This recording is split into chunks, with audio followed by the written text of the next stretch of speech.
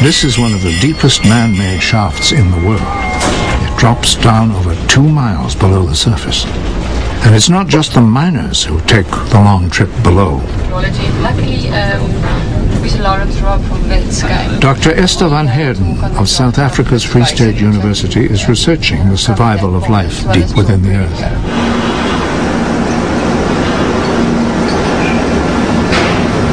Her findings and those of the research team are astounding.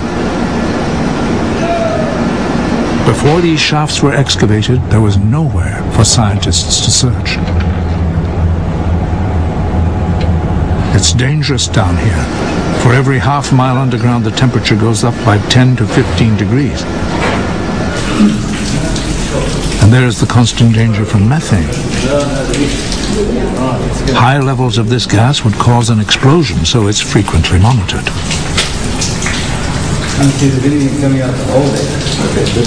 Even so, methane is constantly leaking from the rocks.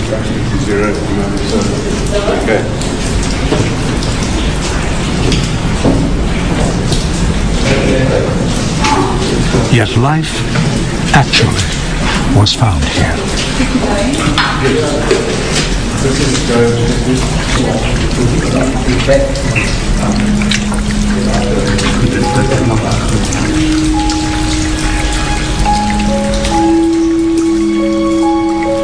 Groundwater is seeping from the rocks, and the surface of the mine wall is covered by a thick film of white and black. This is a mat of various forms of bacteria, species not found on the Earth's surface. Here they do not use oxygen. They are anaerobic. But research shows that many of them still possess the genes for oxygen respiration, useless down here. Perhaps this is evidence that these microorganisms once lived on the surface, only to migrate to these depths, perhaps to escape the heat of a total evaporation impact.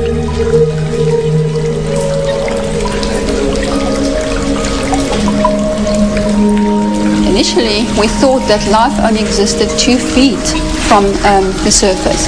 We now know that through access through this deep mine subsurface project, that there are organisms as far as 3 kilometers underground. Had we had access to other deep subsurface environments, surely we might find traces of organisms there, which might indicate the same pattern as we are seeing here.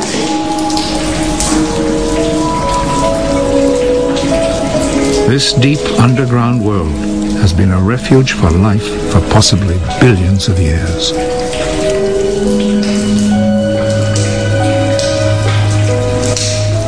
So far as we know, when life first formed on the planet, it lived in the oceans. It spread out, and some life forms clearly moved down into the dark subsurface of the Earth to quietly remain in cracks and in rocks, residing in waters heated by the Earth's inner mantle.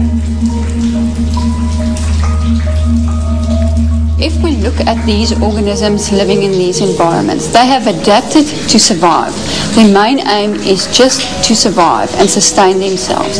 Surely, as things change, new organisms, all these organisms will change and adapt to make sure that life is sustained on the planet no matter what happens.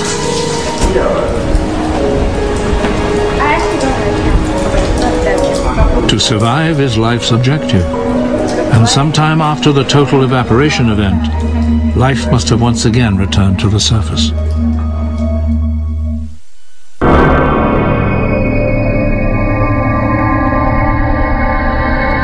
Immediately after the impact, the planet would have looked like a fireball.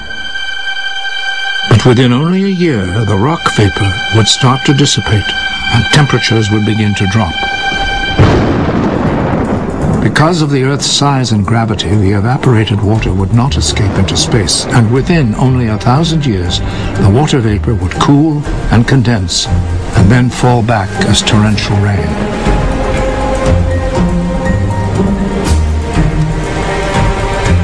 Once again, the oceans would start to fill.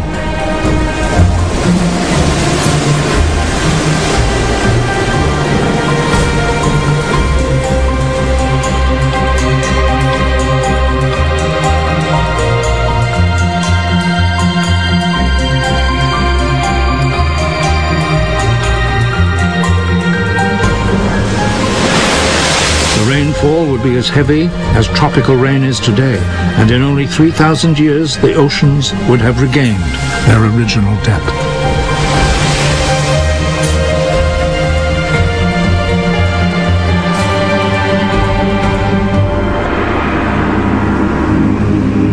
The stage was set for life to return from the deep.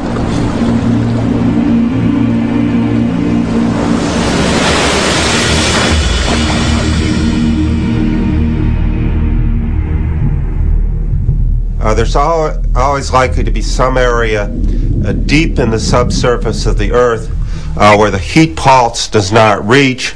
There's probably an area that's fairly deep, so the organisms that are living there are high-temperature organisms to begin with. These would be the organisms that survived, and these are probably our ancestors and the ancestors of all the other life on the Earth. Those early ancestors of life on this planet had endured against all odds. They had survived searing heat to once again recolonize the oceans.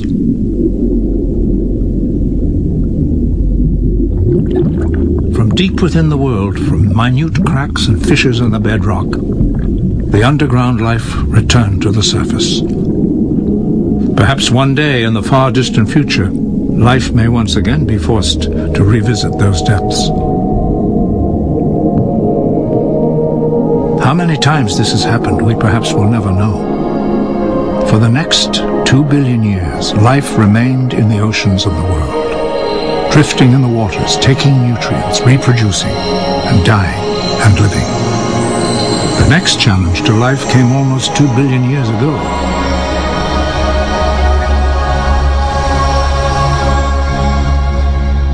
And if science is correct, it came not with a mighty impact, but slowly and insidiously.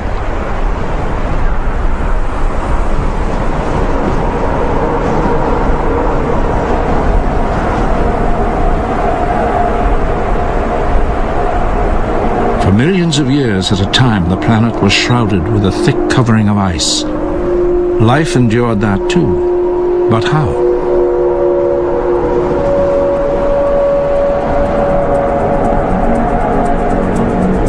That answer is locked within the history and the science of the only world we know.